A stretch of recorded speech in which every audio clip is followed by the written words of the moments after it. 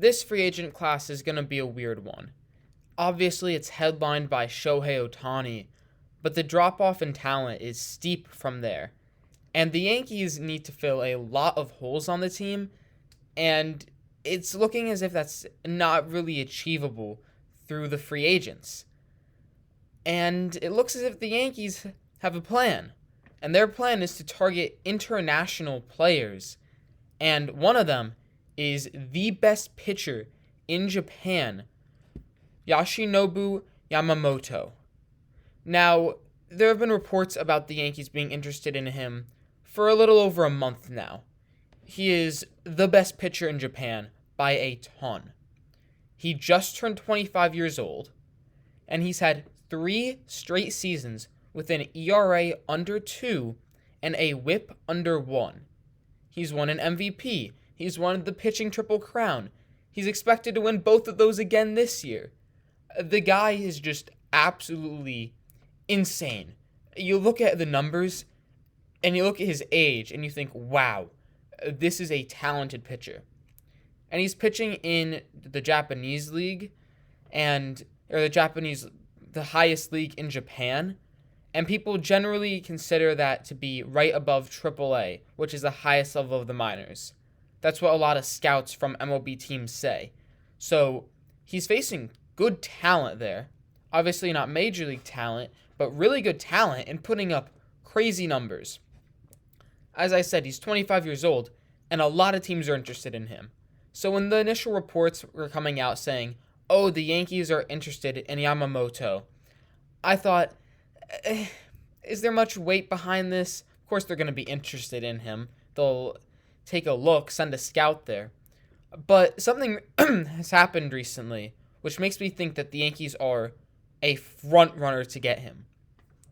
Now, Yankees general manager Brian Cashman was in Japan a couple of days ago, and he was there in the front row watching Yamamoto pitch, and Yamamoto threw a no-hitter in front of Brian Cashman, the Yankees general manager, the guy who pretty much decides what players the Yankees are going to get in the offseason.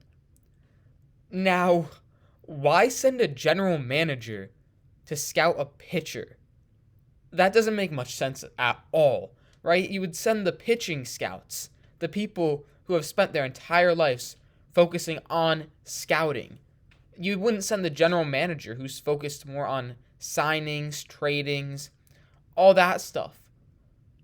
My only guess is that Brian Cashman was there to watch the game and then meet with Yamamoto and discuss a potential contract. Why else would he fly all the way out to Japan to do this? He wouldn't fly all the way out to Japan just to watch him when he could send scouts to do that who are better at that job?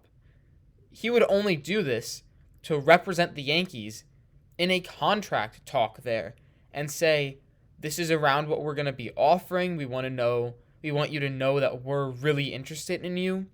So I think the Yankees are now front runners to get Yamamoto because they seem locked in to get him. They want him badly. Now, how much money is he going to get though? Best pitcher in Japan. It's not even close. He's 25 years old. Luckily, there is a great comparison here. Masahiro Tanaka. Tanaka was in a very similar situation to Yamamoto when he signed with the Yankees. He was 25 years old. He had 3 seasons with he had 3 seasons with sub-2 ERAs. And he was the same age as Yamamoto. And he signed a 7-year, $155 million contract with the Yankees. Now, I think Yamamoto is going to get a little more, just because his stats are even better than Tanaka's were when he signed. And the market for international players has just gone up. Teams tend to value them a lot more due to some successes. I would not be shocked if he gets something near 6 to 7 years, around $30 million. Maybe not $30 million, maybe with the posting fee, but on a short-term deal, he could easily get $30 million signing 3 years.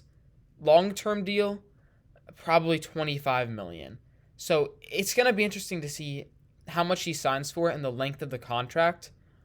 Because if he wants to sign a 4-year deal with a team option or with a player option in there and get a lot of money up front, he could do that and then hit free agency before he's 30. So it's going to be interesting to see what he gets. But just that comparison, Tanaka got 7 years, $155 million. Yamamoto's going to get a lot more. And it makes sense for the Yankees to get him. The rotation next year is questionable. Garrett Cole as the number 1. Easy. He's the Cy Young favorite this year. He's great. Then you got Carlos Rodon. He concerns me. Nestor Cortez. He's had injury issues and hasn't been great. Clark Schmidt. Okay. Clark Schmidt's good, but not great. And then, what are they going to do? Stretch out Michael King to be a starter? There just aren't too many options in the rotation. So it makes a lot of sense to get Yamamoto. And as I said, he is such a great pitcher. And he would be cheaper than getting a frontline ace, going out and signing a elite free agent. And most free agents hit the market around 30 years old. Yamamoto is 25. The Yankees could get him. Short-term deal, longer-term deal, not quite sure. But they could get him for way under market value of an elite pitcher and have a really, really good guy here. And I think they are in on him. Why else would Brian Cashman go to Japan to watch him pitch if he's not going to meet with him to discuss a potential contract with the Yankees? So that's just my thoughts, though. What do you think? Do you think Yamamoto is going to be a Yankee, or do you think he's going to go somewhere else?